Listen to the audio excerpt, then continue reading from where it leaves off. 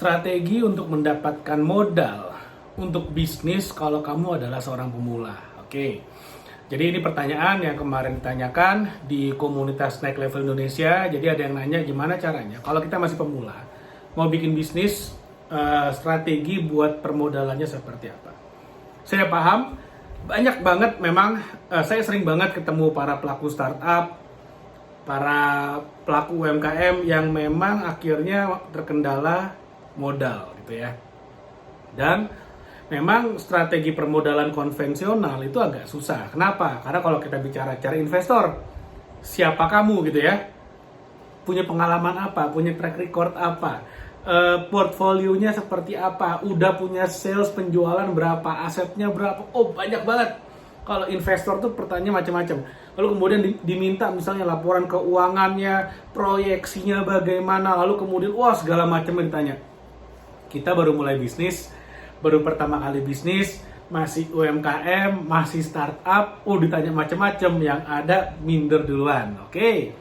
Tapi sebetulnya kalau kita punya akses ke investor ya why not, silakan aja. Bahkan pemula pun sebetulnya ada kok pemula yang karena mereka memang punya akses ya akhirnya bisa dilakukan, bisa dapat modal dari investor. Dan itu bukan satu hal yang buruk, bukan satu hal yang aneh juga kalau misalnya memang punya privilege-nya. Tapi saya asumsikan 99,9% pelaku startup, terutama yang berada di daerah ya, di luar kota besar, di luar Jakarta, di luar Surabaya, mungkin ya nggak punya lah privilege seperti ini. So it's okay, lupakan investor. Ada nggak yang lain? Ada, misalnya perbankan. Ini apa namanya, kita masih bicara yang konvensional ya. Perbankan, cari modal di bank itu bisa, sangat umum, dan memang bank itu diadakan untuk itu gitu ya, untuk ngebantu bisnis supaya bertumbuh dengan cara memberikan pinjaman. Tapi kalau kita mau minjem di bank, kita perlu apa? Kolateral. Kolateral itu bahasa keren dari jaminan. Bank akan tanya, jaminannya apa? Punya aset apa? Tanah kah? Properti kah? Atau STNK? DPKB? Apa jaminannya? Wah, jaminannya adalah nama baik saya. Oh, nggak bisa. Karena nama baiknya pun belum ada yang kenal. Jadi percuma, nggak bisa. Diminta aset, justru kita pengen bisnis supaya bisa beli aset. Nah, ini malah mau mulai bisnis, tanya asetnya mana. Nggak ada. Jadi bank lupakan. Minjem dari mana lagi? Dari crowdfunding. Wah, crowdfunding nih. Ya, bingung juga mau pakai mau pakai crowdfunding apa? Platform apa?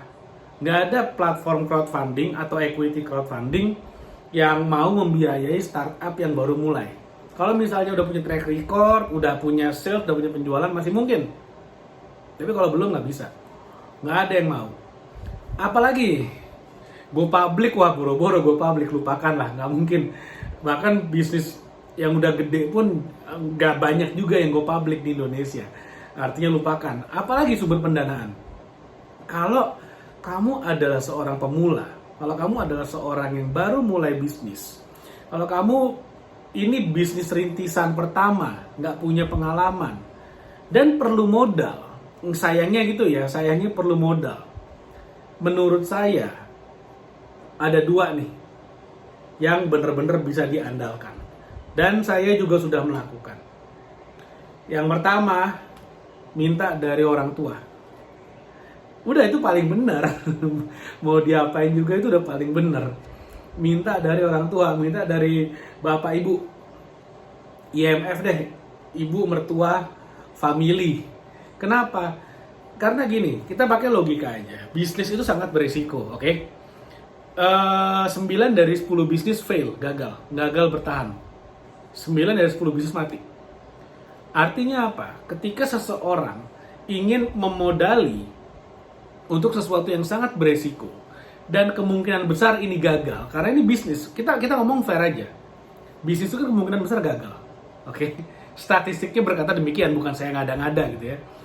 Kalau misalnya ada seseorang yang mau mempercayakan uang yang didapatkannya dengan keringat, darah, dan air mata untuk sesuatu yang kemungkinan besar tidak akan kembali, itu siapa?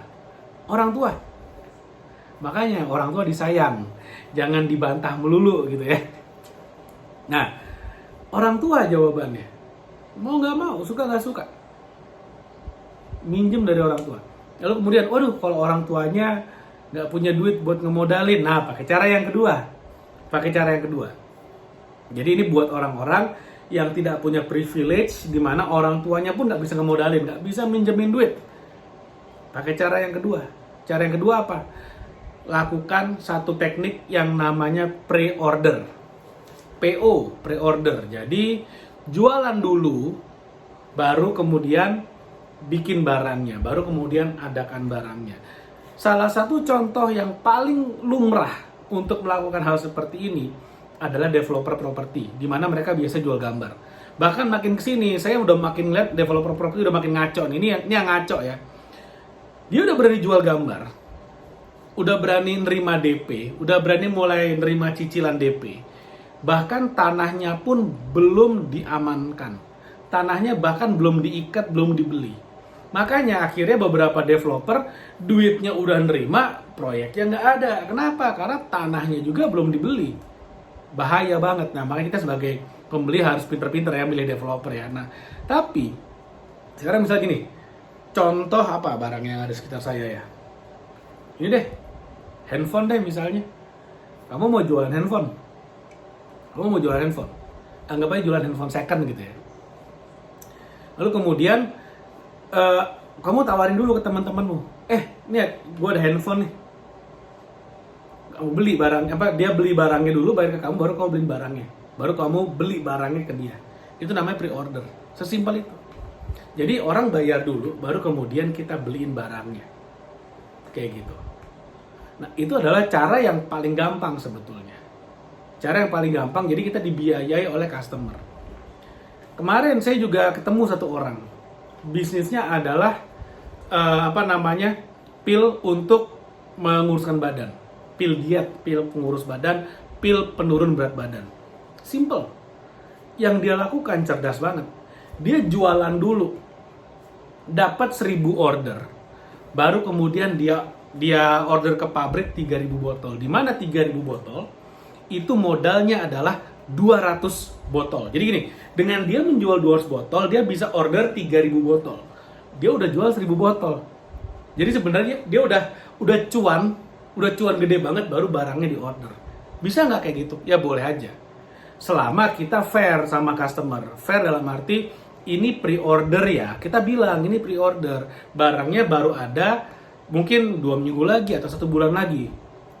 Lalu kemudian si customer nanya, lah kenapa saya harus bayar sekarang? Saya bayar nanti aja. Oh kalau misalnya kakak bayarnya nanti, harganya naik. Ini harga khusus buat yang pre-order, makanya harganya setengah harga misalnya. Fair dong, harga kita turunin, tapi barangnya kita bisa belakangan datangnya, dan bagi customer juga untung. Oh ya udah bayar di depan aja, setengah harga, barangnya datang 2 minggu lagi, 1 bulan lagi nggak apa-apa. Seperti itu. Jadi ada beberapa teknik yang bisa kita pakai, tapi kuncinya adalah kalau kita mau main pre-order, kita harus jago jualan. Kita harus pinter jualan. Bayangin, barangnya ada aja, belum tentu bisa laku, apalagi ini barangnya belum ada. Harus pinter jualan di sana. Nah, gimana cara biar kamu jago jualan? Kamu baca buku ini. Ada 69 strategi marketing dan branding yang akan bikin kamu jago jualan. Oke? Ini buku harganya cuma 100.000. Dan kalau kamu jadi affiliate marketernya, kamu bisa dapat komisi 60% atau 60.000 per 1 kali penjualan. Artinya 2 kali jual 2 aja udah balik modal bukunya. Oke, kalau mau beli gimana caranya? Ordernya ada di bawah di link. Ada di link yang ada di description. Dan kalau kamu mau daftar jadi affiliate marketernya, kamu harus join dulu jadi member dari Naik Level Indonesia, komunitas gratis yang kamu bisa daftar. Nanti linknya juga ada. Kamu masuk di grupnya, nanti kita akan kasih tahu gimana cara daftar jadi affiliate-nya, dan kamu beli dulu bukunya supaya kamu bisa belajar gimana caranya jago jualan dan kamu bisa jualan produkmu dan makin laku keras. Oke? Thank you. Itu yang mau saya share dalam video kali ini, mudah-mudahan bermanfaat. Jangan lupa like video ini, share video ini, dan subscribe YouTube channel ini. Thank you, sampai ketemu lagi di video berikutnya.